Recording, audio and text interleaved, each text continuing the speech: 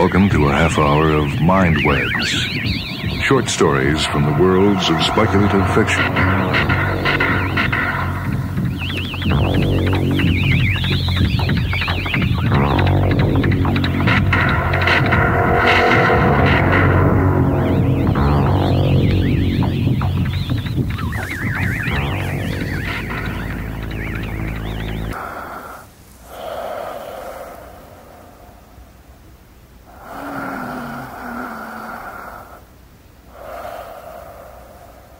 Shall I wake the patient, Doctor? Yes, I'll speak to him now.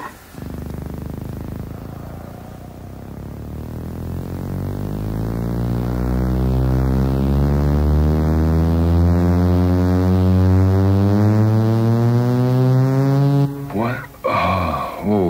Dr. West, are the tests over? Everything's completed. You don't look too encouraging. Just how bad am I? You're dying, Mr. Murdoch. There is no cure, no treatment. Now, if you were a Venusian, a Martian even, we'd have a chance of saving you. But as an Earthman, you have no immunity to the disease you've contracted. It is alien, and it is deadly. Well, how long do I have, Doctor? In Earth time, how long? Exactly 2 months. You'll die at midnight on January 30th, 2022. The machines are never wrong about these things. I see.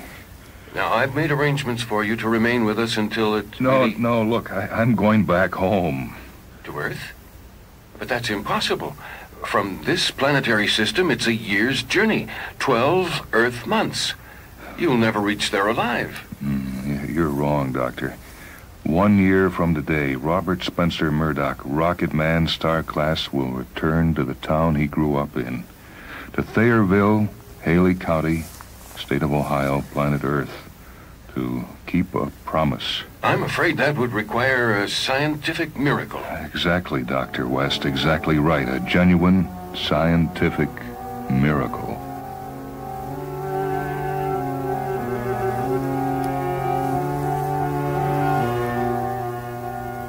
Across a wilderness of stars, a silver needle threads the dark fabric of space. A one-man rocket aimed at the planet called Earth. Inside its metal skin, alone within the ship's honeycomb chambers, a man is dying. Dying. Dying.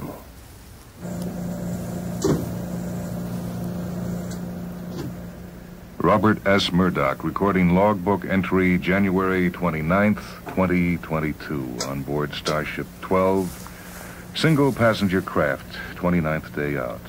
Proceeding on schedule, Star Course 89J4. Anticipated Earth touchdown December 31st, 2022. All is well. You are tired, Mr. Murdoch. You should rest. Rest on my last day of life? Look, I want to savor every minute left to me. The concept does not register, Mr. Murdoch. Well, why should it? You're dead computer metal, and I'm living flesh. Do you understand the concept of dreams? A machine cannot dream, sir. That's right, only a man can dream. I've had a dream for most of my life, a dream of space. From the moment I watched the first Mars rocket land, I knew beyond any possible doubt that I wanted to become a spaceman. My boyhood pal, Jack Morgan, he shared the dream with me. You know, we'd hike out to the rocket port and stand for hours behind the fence watching those big passenger ships come down from the moon. And I'd yell with excitement, look, Jack, here it comes, the rocket.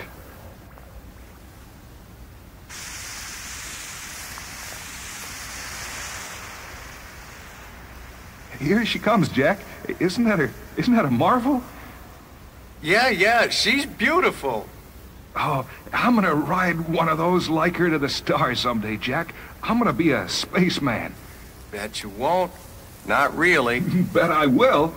won't. Well, my parents say it's all right, Jack. That they'll even be proud of me. Dad wanted to be an astronaut once, but he got sidetracked. Me? I'm really going.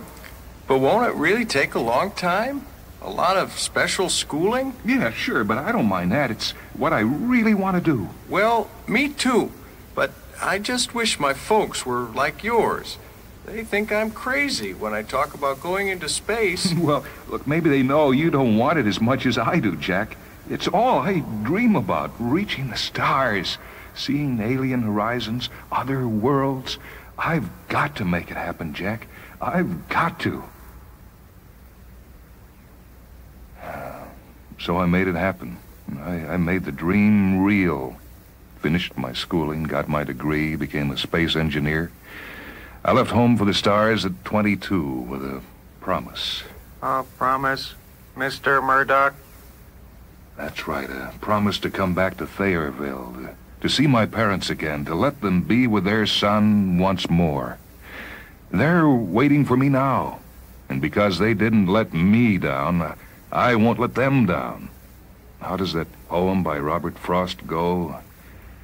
But I have promises to keep, and miles to go before I sleep, and miles to go before I sleep. But aren't your parents aware of your condition? I kept it from them. They're old, sick, and their friends are gone. Why bring more sorrow into their lives? They think I'm fine, that I'm coming back to them. That last tape Mother sent from Earth, telling me that she and Dad are waiting. We're mighty anxious for you to come home to us, Robert. Your father and I are so eager to see you again. We're happy for you, son, and proud of what you've accomplished. We haven't been too well of late. Your father's heart doesn't allow him to get out much anymore, and I'm so short of breath lately, yet Dr. Thomas says that you're not to worry, that we're both quite well enough considering our ages. We're resting as much as possible, saving our strength for your homecoming. Oh, please, Bobby, come back to us safely. The thought of you fills each day like sunshine, and our lives are suddenly bright again. Hurry, please. Hurry. Hurry.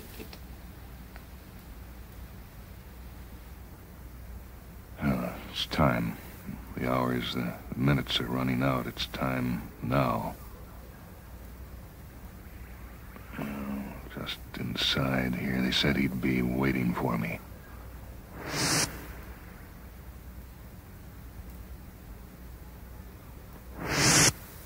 Good evening, Mr. Murdoch. Incredible. Absolutely incredible. How may I serve you, sir? Tell me who you are. I want to hear you say the words. My name is Robert Spencer Murdoch. I'm a professional rocket man trained in astroengineering. I'm 44 years of age and have been in space for half my lifetime. I'm presently on leave from my star-class duties, and I'm bound for my home planet Earth to visit my parents, as I promised them I would. After 2 decades among the stars, I'm going back to Thayerville, Ohio.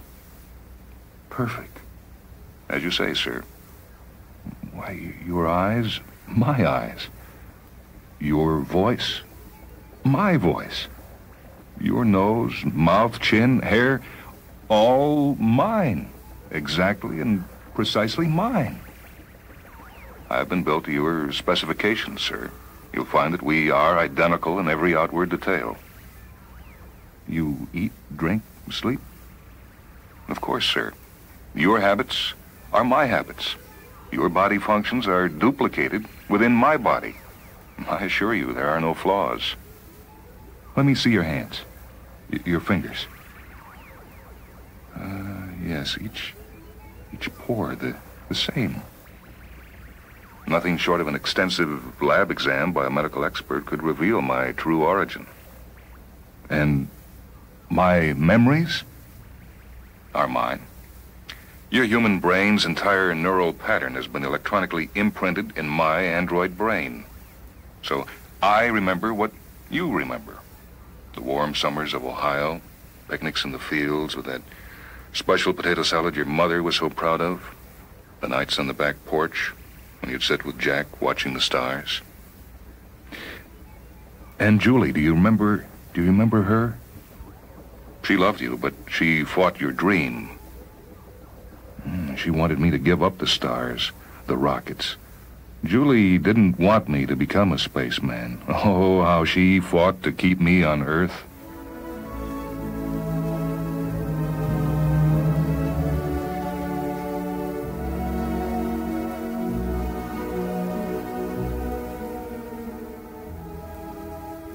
We'll be happy, Bob. I swear it. You'll see. I'll make you a fine wife. We'll have 2 children, a boy and a girl, and we'll raise them here in Thayrville. I love you, Bob, so much. And I love you, Julie, but I can't stay with you. I can't be tied to Earth. I need the stars, Julie. I need deep space, the rockets. I'm going out to them. I must. But this is your home. The people who love you are here. I'm here. I won't wait for you, Bob. I can't do that. You know, I'd never ask you to wait, Julie. I could be gone for decades. Maybe I'll never come back. I have no way of knowing. Then go. Forget me. Forget that I ever loved you. I'll never do that, Julie. I'll always remember you and what we had together, Julie. Always.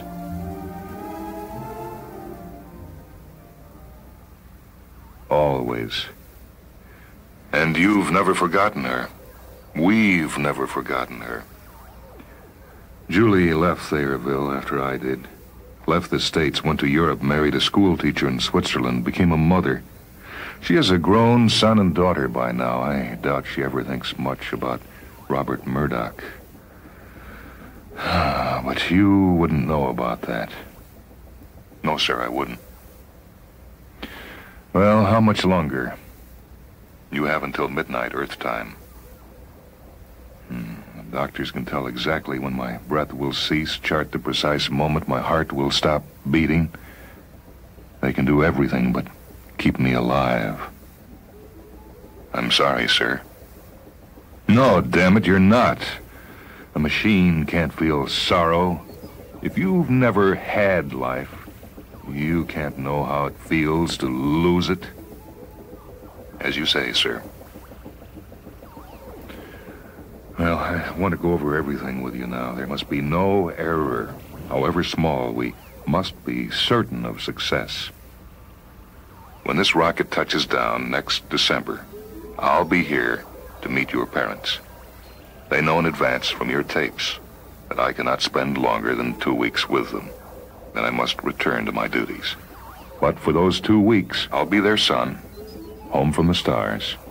For those 2 weeks, I'll live with them, eat with them, sleep in the back of the house in my old room. I'll talk to them of the far places I've been. I'll tell them of other planets, of other races beyond Earth. Yes, they'll want to hear all of it, about my work in space, the strange adventures I've had, the friends I've made, all of it. But when you leave them, when the 2 weeks are up, they must believe you're going back into space. They'll see me board a rocket. They'll see it fire away from Earth. They'll know that I cannot return for 2 more decades. They won't try to stop me. They'll say their goodbyes and let me go back to the stars. And the tapes, my voice, all arranged. Your pre-recorded tapes will be sent to them in Thayrville at selected intervals until their deaths. They'll never know the truth. Yeah. Yes, my promise will be kept. They'll never have to deal with this alien thing that's killing me. Now everything is set, perfect. Are you ready now, Mr. Murdoch? It's almost midnight. Yes. Oh, all right. I'm ready. Then follow me, please. Here we are, sir. You have only a few moments left. I'm tired. I'm so very, very tired. It's ironic me dying at midnight. Space is one eternal midnight, always black, dark, and deep, and eternal. Lie down, sir. Easy. Easy now. Thank you, Robert Murdoch, for what you're now about to do, and for all you will do. I was built to serve, sir. I've always wanted to die in space, to be buried here, to float forever between the stars. I'm so tired now. My eyes feel so heavy. Close them and sleep, Mr. Murdoch. Sleep.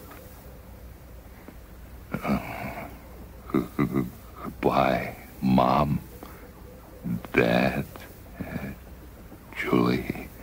I loved all of you. I loved you.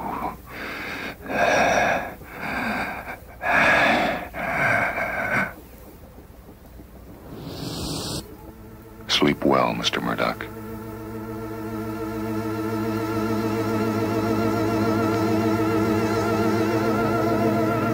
They were all there. The mayor, old Mr. and Mrs. Murdoch, the town's banker, Mr. Hartley, the Thayrville High School band, citizens young and old, waiting on a cold, bright Ohio morning for a man to come down from the stars. Here he comes. Look. Oh, Lordy, what a shot. Hey, it's beautiful.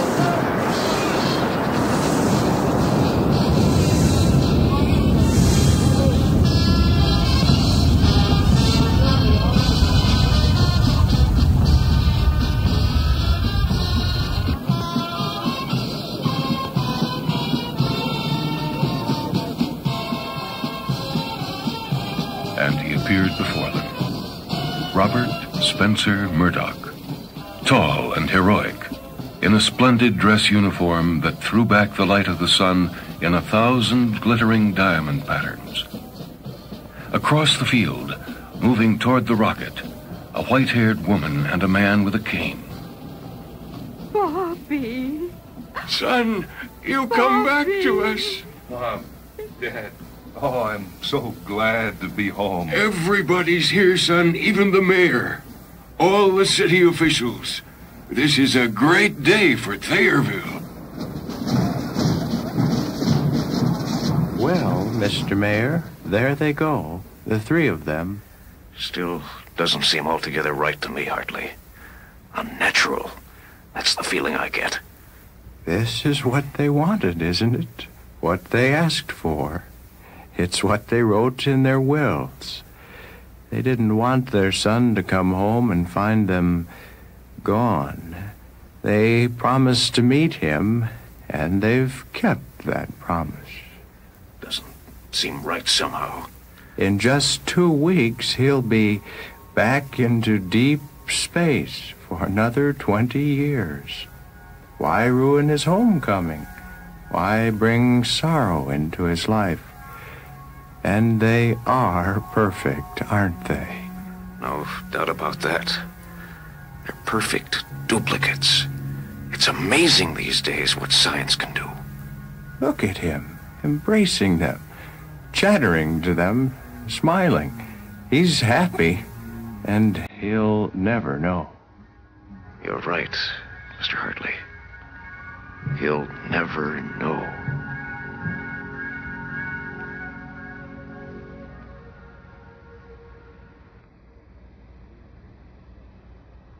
And the old woman and the old man and their tall son from the stars walked off together into the white winter streets of Thayrville, Haley County, State of Ohio, Planet Earth, 2022.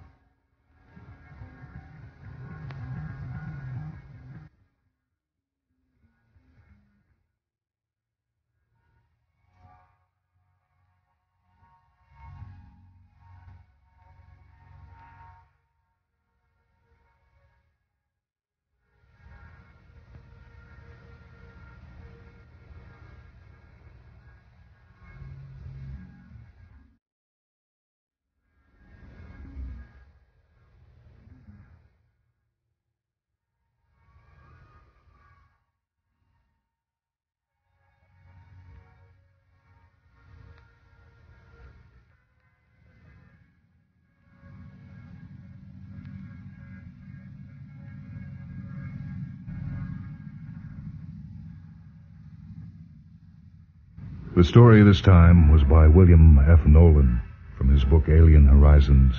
We did Promises to Keep, a science fiction drama. This is Michael Hanson speaking.